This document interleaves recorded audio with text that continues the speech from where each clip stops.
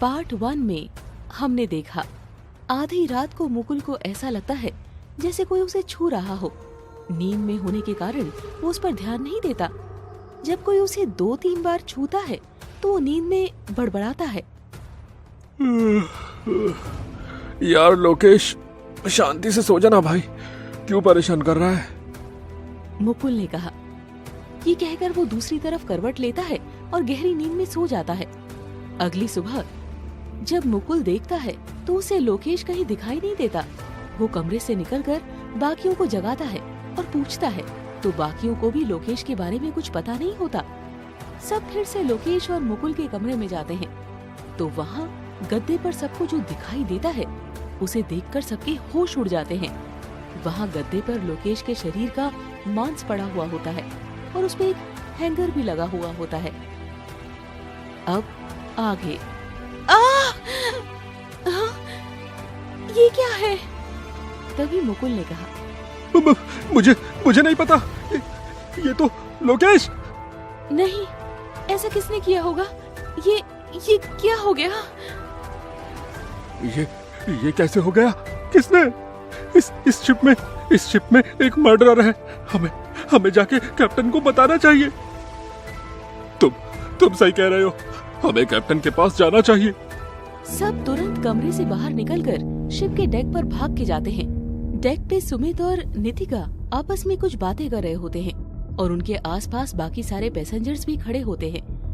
राज एक बात नोटिस करता है कि उन पैसेंजर्स में से एक आदमी मिसिंग होता है, पर वो इस बात पे ज्यादा ध्यान नहीं देता है। इन सभी को ऐसे भागते हुए आते देख सुमित और नितिका शांत हो जाते हैं और बाकी सब पैसेंजर्स भी उनकी तरफ मुड़कर देखते हैं। तभी सुमित कहता है, अरे क्या हुआ?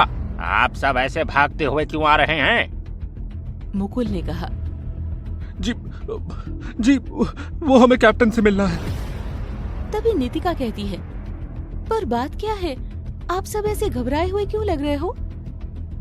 जी वो मुकुल उन सबको बताने जा ही रहा होता है कि तभी राज उसका हाथ पकड़ लेता है और इसे कुछ भी आगे बोलने से रोक देता है। मुकुल उसकी तरफ देखता है तो राज उसे अपनी आंखों से इशारा करके चुप रहने को कहता है। राज कहता है, वो हमारे कमरों में कुछ दिक्कतें हैं, बस हमें वही बात करनी थी कैप्टन से। तभी सुमित ने कहा, ओह अच्छा, ये शिप थोड़ी पुरानी है ना, बस इसलिए। हाँ, आप लोग चिंता मत कीजिए, हम कैप्टन को भेजते हैं देखने के लिए। वो अभी नाश्ता बना रहे हैं एक्चुअली। हाँ, आप लोग भी जाकर फ्रेश हो जाइए तब तक। जी ठीक है। ऐसा कहकर राज सभी को वहाँ से ले जाता है। तभी मुकुल कहता है, राज तुमने ऐसा क्यों किया? तुमने मुझे बोलने क्यों नहीं दिया? अरे हमारे दोस्त की लाश। अरे नहीं, उसे तो लाश भी नहीं कह सकते। हाँ राज, हमें सबको बताना चाहिए। ये हमारी दोस्त की जान गई है। क्या पता अगला नंबर हम में से किसी एक का हो। अरे तुम लोग प्लीज शांत हो जाओ। मुझे पता है कि कुछ बहुत ही गलत हुआ है, पर हमें शांति से काम लेना होगा। हाँ भैया ठीक कह रहे हैं, पहले हमें इनकी बात सुननी चाहिए। हमें अभी ये भी नहीं पता कि लोकेश का खून किसने किया है। वो खूनी इनमें से कोई भी हो सकता है, वो कैप्टन भी। पर हम ऐसे चुप भी तो नहीं बैठ सकते ना। हमारी दोस्त की जान गई है राज, और तुम्हें क्या लगता है अगर हम ऐसे चुप बैठे रहे इस बारे में तो क्या वो हमें छोड़ देंगे? यार टीना ठीक कह रही है, हमें कम से कम ये बात कैप्टन को तो बतानी ही पड़ेगी। ठीक है, चलो हम तुम्हारे कमरे में कैप्टन के आने का इंतजार करते हैं। सब मुकुल के कमरे में जाते हैं, पर कमरा एंटर करते ही सब दंग रह जाते हैं, क्योंकि वहाँ बेड पर जहाँ लोकेश का मांस पड़ा हुआ था अब गायब था। ये लोकेश की बॉडी। मेरा मतलब है कि उसका मांस कहाँ गया? अरे अभी थोड़ी देर पहले यहीं पे तो था। तुम उधर देखो, इधर देखो। सब कमरे की छानबीन करने लगते हैं। हर जगह देखने के बाद भी उन्हें लोकेश का मांस कहीं पर भी नहीं मिलता। तभी कमरे में कैप्टन आ जाता है। क्या बात है? मुझे सुमित ने बताया कि कमरों में कोई दिक्कत है। कहाँ पर है दिक्कत?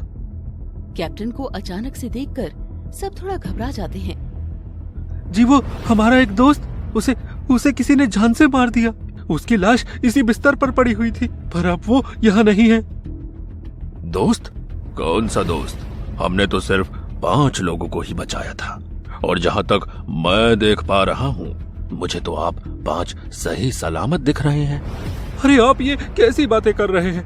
हम 6 लोग थे। हमारे दोस्त लोकेश की हत्या की है किसी ने, और हत्यारा आप में से ही कोई एक है। ए बच्चे, ये क्या कह रहे हो तुम? जुबान संभाल के बात करो। एक तो हमने तुम लोगों की जान बचाई, और ऊपर से तुम हम पर ही इल्जाम लगा रहे हो। देखिए हम। रुको मुकुल, शांत हो जाओ। माफ कीजिएगा कैप्टन, वो हम सब दरअसल बहुत डरे हुए हैं। हमें रात को भयानक सपने भी आए थे, बस इसीलिए हम कुछ भी अनाप शनाप बके जा रहे हैं। हम 5 ही लोग तो आए थे, माफ कीजिएगा। पर आगे इस बात का ध्यान रखना, ये सब बातें ऐसे ही कहने की नहीं होती है। चलो अब मैं चलता हूँ, तुम सब तैयार होकर आ जाओ डेक पे, नाश्ता लग चुका है। जी हम अभी आते हैं, आप जाइए। कप्तान वहाँ से चला जाता है। इस कप्तान ने तो लोकेश के होने पर ही सवाल खड़े कर दिए। अब हम क्या करें? इनकी तो मैं ये ऐसा कह भी कैसे सकता है? वो हमारा दोस्त था और ऊपर से हमें धमकी भी दे रहा है। इसकी ये जुर्रत। मुकुल शांत हो जाओ, ये वक्त अपना आपा खोने का नहीं है। राज भैया सही कह रहे हैं। मुझे तो शुरू से ही कुछ अजीब लग रहा था इस शिप के लोगों को लेकर। ये हमें कैसे अजीब तरीके से देखते भी हैं, जैसे हमें खा ही जाएंगे। मुझे तो बहुत डर लग रहा है दोस्तों। अब हम क्या करें?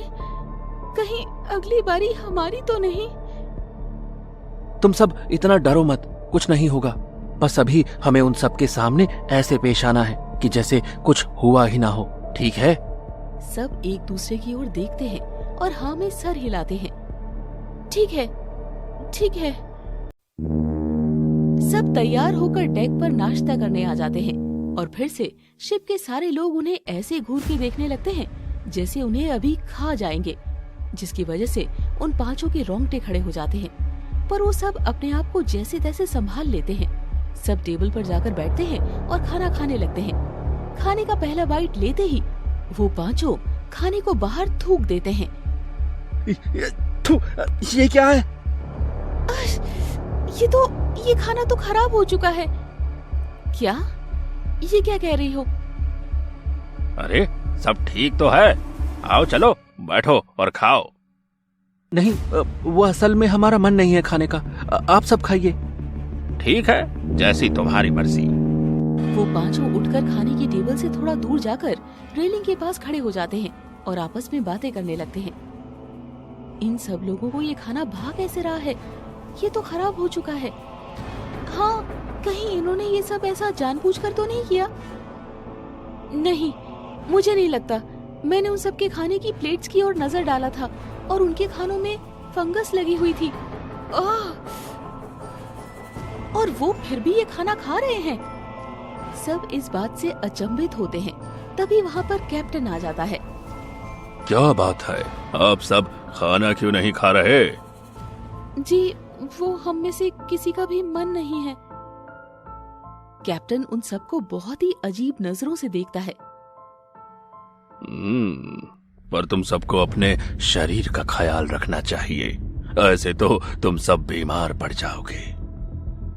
जी, हम दोपहर को जरूर खाएंगे। बस वो अगर आप हमें हमारे खुद का खाना बनाने की इजाजत दे दे तो। पर क्यों? आप लोगों को खाना अच्छा नहीं लगा?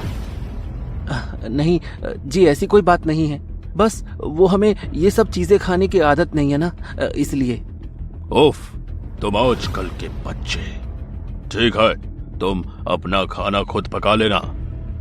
जी शुक्रिया।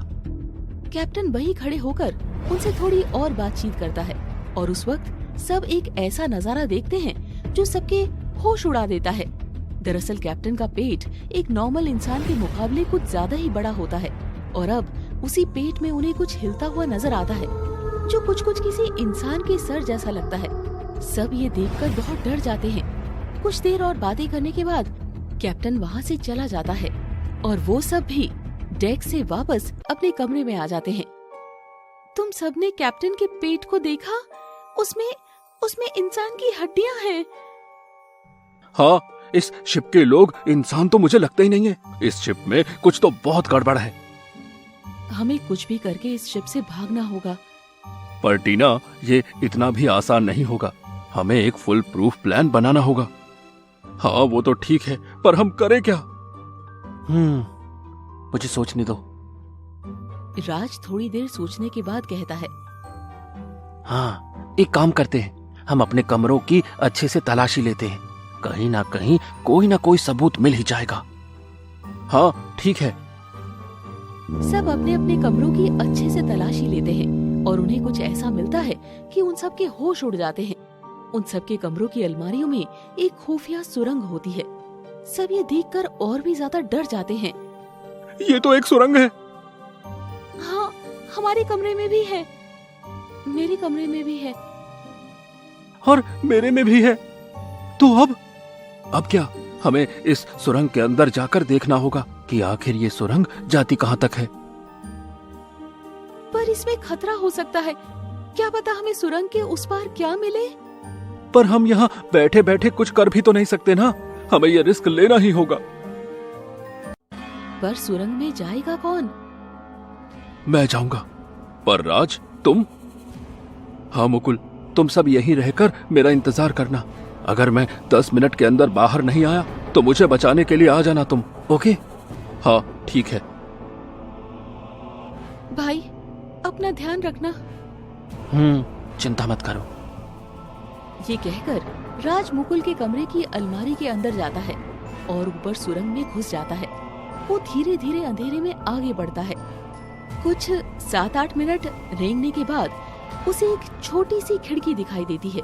राज बड़े ही आराम से और धीरे से बिना आवाज किए उस खिड़की को खोलता है और जो नजारा उसके सामने आता है उसे देखकर वो सन्न रह जाता है। उसके सामने एक पूरे का पूरा सफेद कमरा होता है, पर वो सफेद कमरा खून से सना हुआ होता है। कमरे की दीवारों पर कुछ अजीब से ड्राइंग्स बने होते हैं, वो भी खून से। और कमरे में एक और कुछ कंकाल होते हैं जो दीवारों से सटकर खड़े हुए होते हैं। राज ये सब देख ही रहा होता है जब कमरे का दरवाजा खुलता है और कमरे के अंदर कैप्टन, सुमित और निकिता अंदर आते हैं। और वो लोग जो बातें करते हैं उससे राज के होश उड़ जाते हैं और वो कांपने लगता है। आखिर राज ने ऐसा क्या सुना होगा कि वो कांपने लगा? जानने के लिए देखिए घोस्ट शिप का part 3। Thanks for watching Scary Drive. Please like, subscribe and share with your friends.